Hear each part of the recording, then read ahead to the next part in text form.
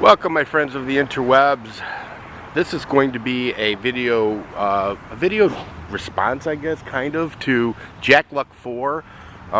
Please check her channel out. She's awesome.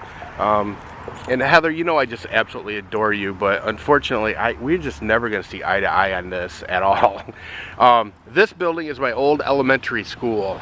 It has been decades since I've been here, standing in what really was the playground of the elementary school, where we used to have our little lunchtime breaks and play on the swing sets and whatnot. Things have changed a lot. I don't remember these trees at all, or if they were here, they were pretty small.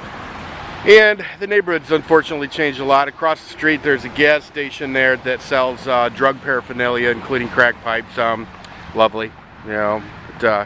But back in the day, you know, I don't know, 25 years ago, whatever it was, 30 years, I don't even know, long time ago, this was a pretty decent neighborhood. And this was a really good grade school. It was really, really good grade school. Anyway, the reason that I'm here and actually standing on this very spot, I have a story to tell. By the way, real quick, Jack Luck's, one of her last videos was regarding spanking children.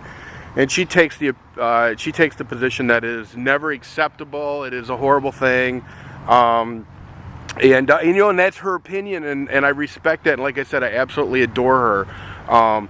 I don't take that position, and now you'll know the reason that I'm standing at my grade school. I want to tell a story of my principal and what he would do to my little butt when I would get in trouble.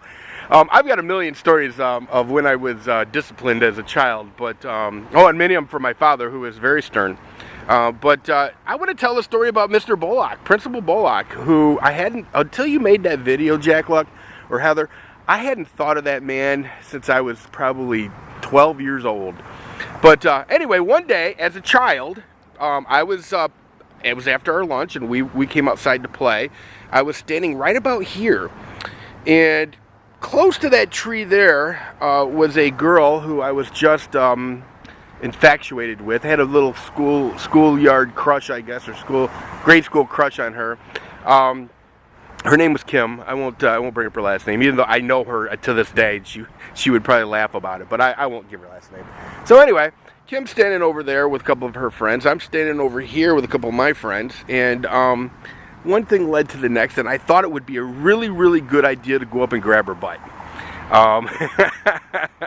I really, as a young boy, I you know, the hormones were just, at that point, just starting to really kick in, and I just really thought it would be an outstanding idea to go and grab her hind end and give it a little squeeze. So that's what I did. Unfortunately, though, you know, when good times go bad, not far away, I guess over there somewhere, was a playground monitor. Some old bat, can't remember her name. Of course, I call her an old bat. She was probably younger than I am now. But she seen me grab Kim's butt.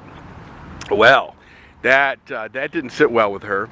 And she grabbed me and she dragged me in those doors right there and up to the 3rd floor, about the middle, to Principal Bullock's office.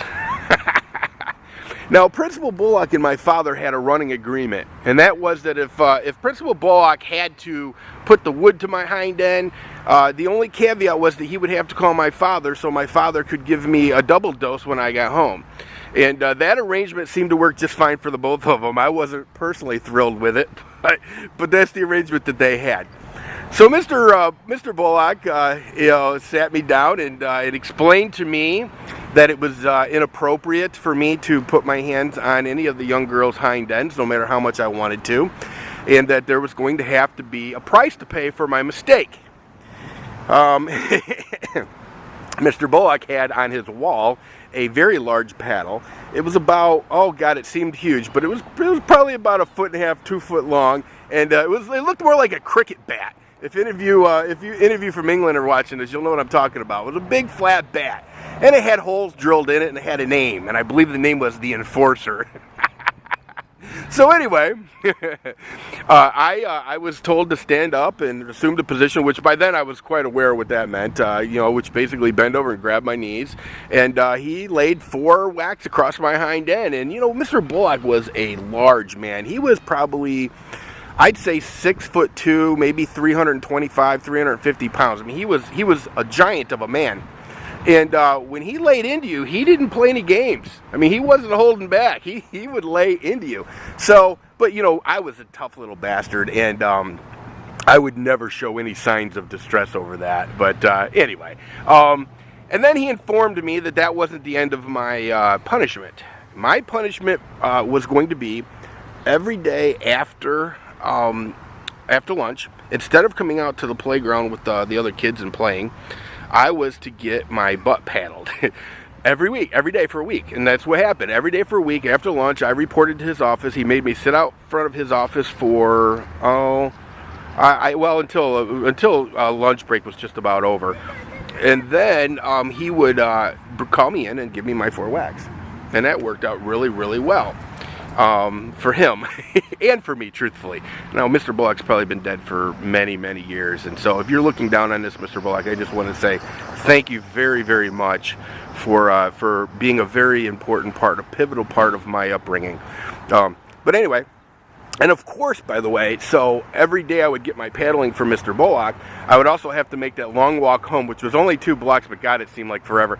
I took the longest walk home, as you can imagine, because every day when I would walk home, my dad would be waiting there to take his belt off and and explain to me that there is a price to pay for everything you do that's wrong.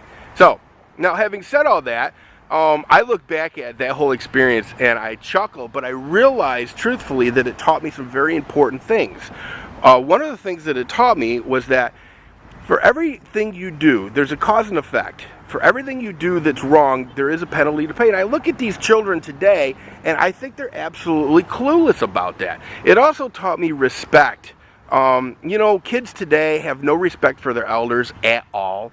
The way I see children talk to their elders is abominable. I've had children talk to me like trash, in my day, when I was their age, truthfully, any adult could whip your ass. I mean, hey, my neighbor Glenn used to lay the wood across my hind end whenever he thought I needed it, and that was perfectly acceptable as far as my dad was concerned.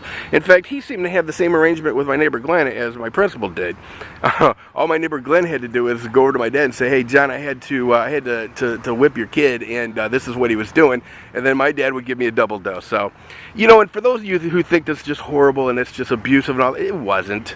I didn't end up in the hospital or anything like that. But I'll tell you what, I was a unruly little bastard as a child, and honestly, had I not had that kind of discipline, God knows what kind of trouble I would have gotten myself into.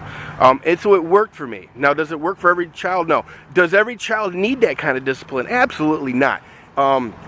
If your child is one of those that you've never had to spank, you know what? You've been very blessed. And if you have multiple children that you've never had to spank and they turn out to be fine, you are very blessed. I'm of the opinion that, you spare the rod, you spoil the child. Now, I don't have any children, so I guess I can say that. But all I'm saying is that in my case, it was a good thing, regardless of what anybody wants to think about it. It was a good thing. It really taught me, that, there is a price to pay. There's a penalty to pay. Of course, in today's society, I suspect there are people that would have much rather me as a child been put on some kind of a sex offenders list as opposed to getting a whack for a week.